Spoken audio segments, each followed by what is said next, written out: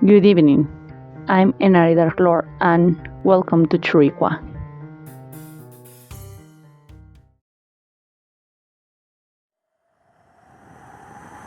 I am a school teacher, and although it is a heavy job, it is a beautiful one. I love my profession, and just something that I recently lived made me to reminded me my first days as a teacher. I have been teaching for a long time, and there have been many changes in education since then. First, I will proceed to tell you about the recent events.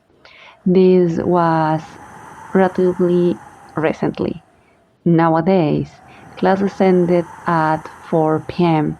I usually stay an extra hour since there are students who stay extra hours to study, and there is always someone who, from time to time, looks for me to explain the subjects they are having difficulty with or who are preparing for an important exam and improve their performance. Just 3 days ago, I left at 7 p.m. I live near my work. It takes me half an hour to walk there. There is a store just a block away from where I live. Once in the store, I realized that I didn't have my wallet with me, so I had to go back to school. Once there, I talked to the custodian and I told him about the situation and went up to the teacher's lounge. I started to hear a noise like a knock. There was a little wind, so I assumed that some window had been left open. I looked into the nearby classrooms and nothing. Everything was in order. The noise went on and on, so I kept looking and nothing. Everything in order until I got to the teacher's room. I looked rigorously and my wallet was on my desk, right where I usually leave it. Once in my hands, I checked the windows and nothing.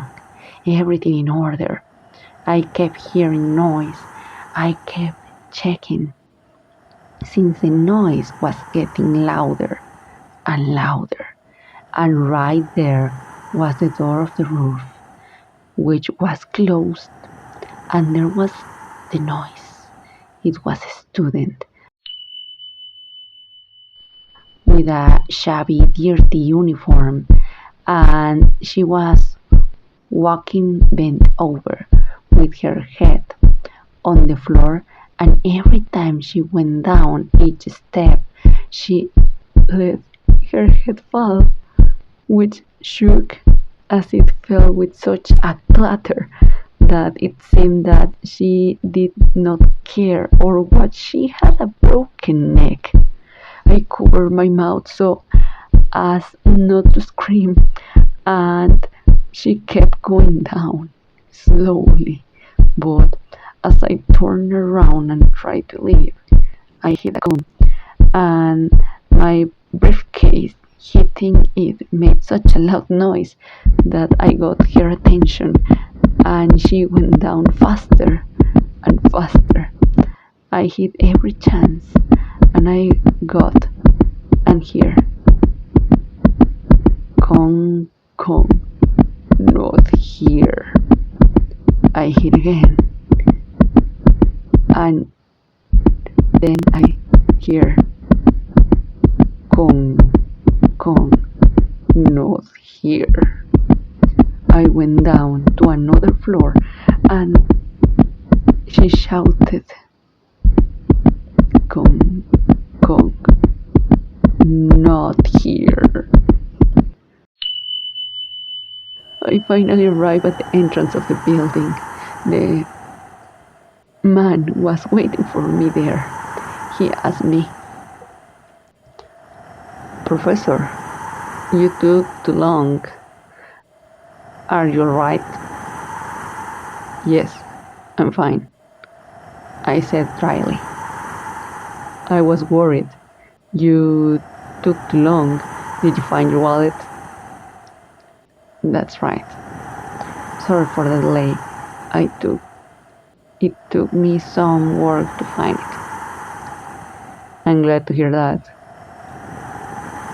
Shortly after we said goodbye, and at the entrance of the school, I saw him enter the building to make his rounds. The security guard died as a heart attack in the early hours of the morning. I could not believe what was happening. I felt so bad that I went to talk to the principal and told her what had happened the night before.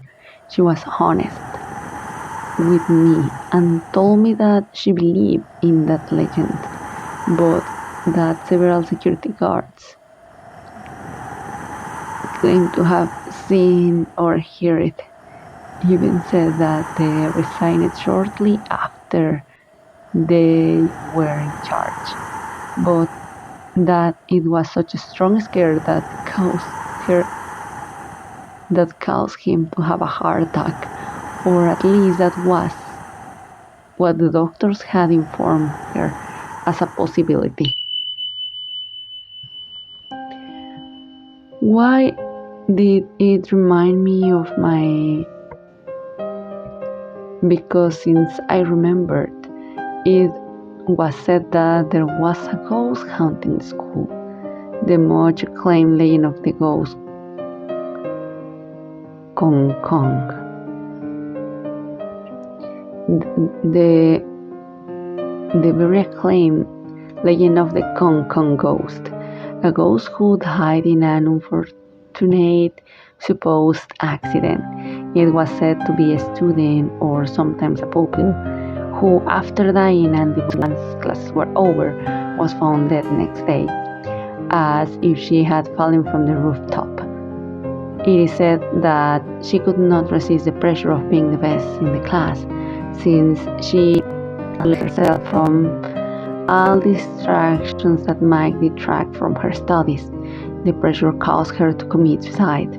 Other versions said that she took her own life when she was surpassed in grades by another student. But in my case, I have to tell you that I live in a situation like that in my school, or rather my first school as a teacher. I had two very competitive students with excellent grades, although the results spoke for themselves and said that the difference was minimal.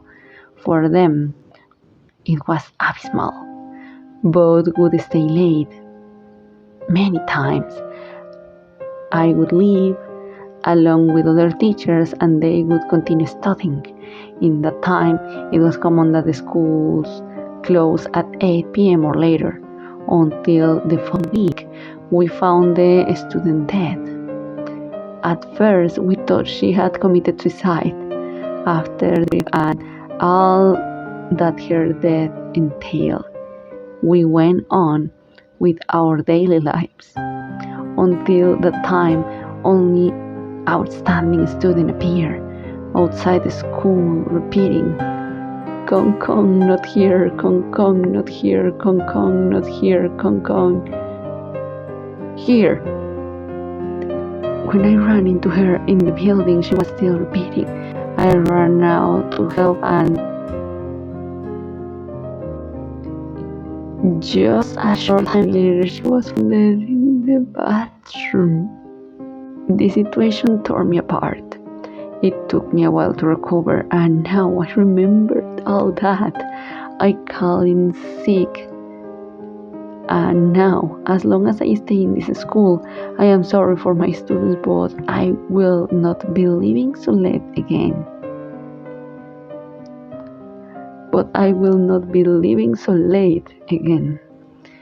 It still resonates in my mind not to have done anything to stop them and avoid this tragedy.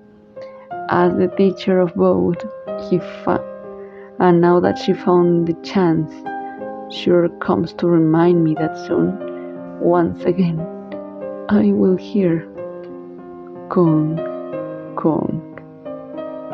here.